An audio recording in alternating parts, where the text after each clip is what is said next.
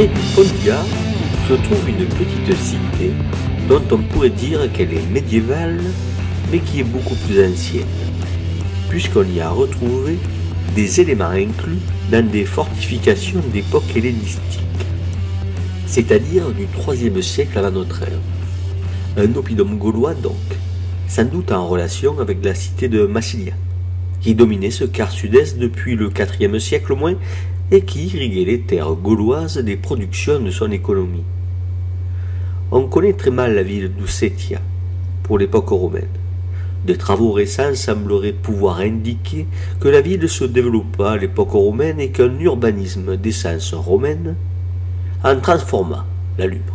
On a décelé dans les réticulés parcellaires les traces fossilisées d'un cirque romain et d'autres éléments caractéristiques d'une cité de cette époque. Le Haut Moyen-Âge est encore plus mal connu.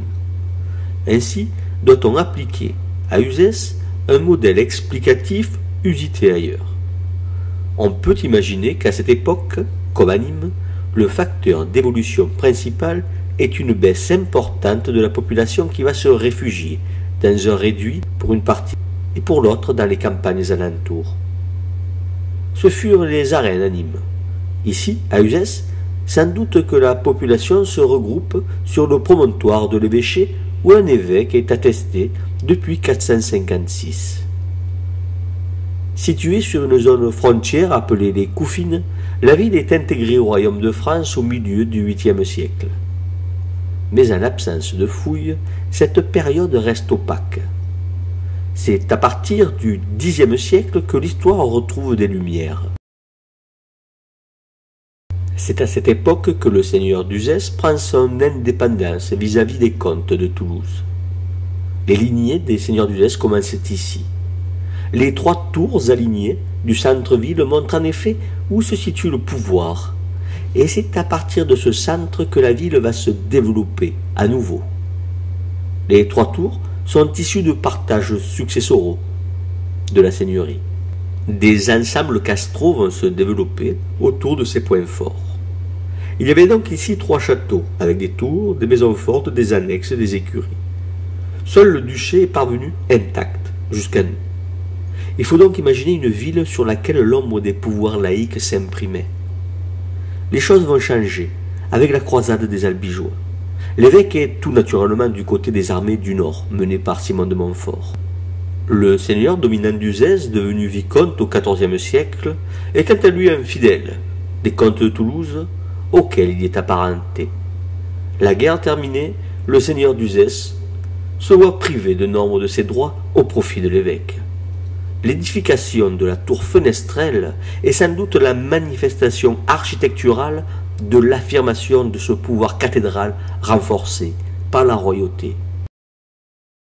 Située entre les Cévennes et le Rhône, qui est la plus grande voie de communication de cette époque dans la région, Uzès se développe économiquement et notamment dans le secteur textile où elle est à la tête d'un vaste territoire.